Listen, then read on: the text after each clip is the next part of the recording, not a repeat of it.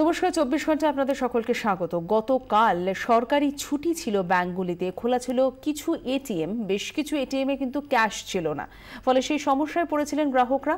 আজ ঠিক কি পরিস্থিতি? রিজার্ভ ব্যাংকের সামনে থেকে রয়েছেন এই মুহূর্তে আমাদের প্রতিনিধি শ্রাবন্তী সাহা। শ্রাবন্তী, আজ কি ছবি দেখছো? এখান থেকে আসবে না,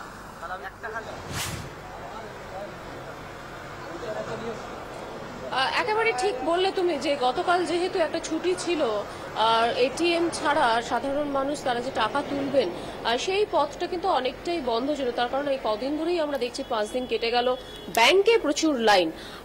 স্বাভাবিকভাবে আজকের যেহেতু আবার ফের একটা ওয়ার্কিং ডে, সেই জন্যই কিন্তু রিজার্ভ ব্যাংকের সামনে ভিড় জমিয়েছেন সাধারণ মানুষ। সেটা কয়েকদিন ধরেই আমরা সেই চেনা চিত্রটাই বোধহয় ফিরে আসছে।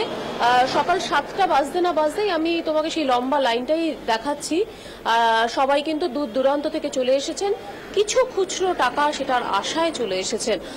দিনভর কিভাবে কাটছে এটা বোঝাটা হয়তো সারা রাজ্য জুড়েই আমরা সেই ছবিটা দেখছি যে এটিএম এ যেমন মানুষ যাচ্ছেন, রিজার্ভ ব্যাংকে আসছেন, বিভিন্ন ব্যাংকে যাচ্ছেন, কিন্তু তারা কতখানি সমস্যায় কি আদৌ তারা পড়েছেন নাকি তাদের এটা তারা কিভাবে দেখছেন, সেই জন্যই সেটা জানার জন্যই আমরা রিজার্ভ ব্যাংকের পাশে যারা লাইন দিয়েছেন তাদের কাছ থেকে তাদেরকে নিয়ে এসেছি।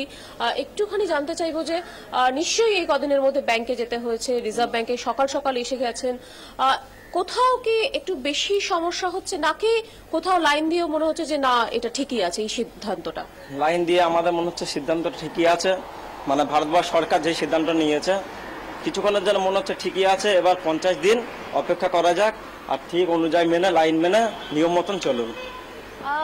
এখানে যে বেশ অনেকক্ষণ ধরে আপনাদের লাইন দিতে হবে, কারণ ধরুন সাধারণভাবে আমরা দেখি না যে 7টার মধ্যেই চলে আসতে হচ্ছে, কিছুটা কি মনে হচ্ছে যে সমস্যা হচ্ছে নাকি এটা লাইনে দাঁড়িয়ে ভালো লাগছে?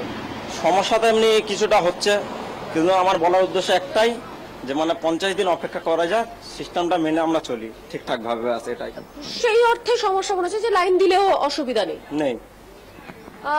অন্তত এমনটা অনেকে মনে করছেন, লাইনে দাঁড়াচ্ছেন তাদের সমস্যা হচ্ছে। আরেকজনের কাছে জানতে চাইবো, एक बात बताइए कि यहाँ पर सुबह सुबह आप आ गए हैं, क्या दिक्कत हो रही है? और लाइन में आकर आपको भी जैसे वो बता रहे थे कि ठीक है कोई प्रॉब्लम नहीं है, आपको कैसा लग रहा है? नहीं, हमें भी कोई दिक्कत नहीं है, परेशानी कोई नहीं है। लाइन में खड़ा हूँ 6 बजे से आके। और ऐसा क्यों? चेंज कराने के लिए पैसा। दिक्कत तो हो रही है, लेकिन आप कह रहे हैं कि कोई प्रॉब्लम नहीं है, इसकी क्यों? नहीं, अब किसी को हो रहा होगा लेकिन हमें दिक्कत नहीं हो रहा है। इस डिसीजन से आप खुश हैं? हाँ, हम तो इस हिसाब से खुश हूँ। ये जो हुआ अच्छा हुआ है, और जो भविष्य के लिए अच्छा होगा, भविष्य के लिए अच्छा होगा। और छोटे के लिए, छोटे आदमी के लिए अच्छा है, बड़ों के लिए ठीक नहीं है। সঞ্চিতা, এই চিত্রটা এরা সবাই কিন্তু লাইনে দাঁড়িয়ে আছেন, কিন্তু তার সঙ্গে অত্যন্ত গুরুত্বপূর্ণ সঞ্চিতা 5টার আগে থেকে দাঁড়িয়ে আছেন। 5টার আগে আমি এসেছি তো, সমস্যা হচ্ছে না? মুদি রাতে সমাধান হবে, মুদি হটাও, একটা কথা ব্যাস। লোক খেতে হচ্ছে, লোক মরে যাচ্ছে, ওষুধের পেশেন্ট মরে যাচ্ছে, ওষুধ কিন্তু লোকে বিয়ে করতে পারছে না, মুদি চালকগুলো দুরকম চিত্র সঞ্চিতা আমরা দেখছি।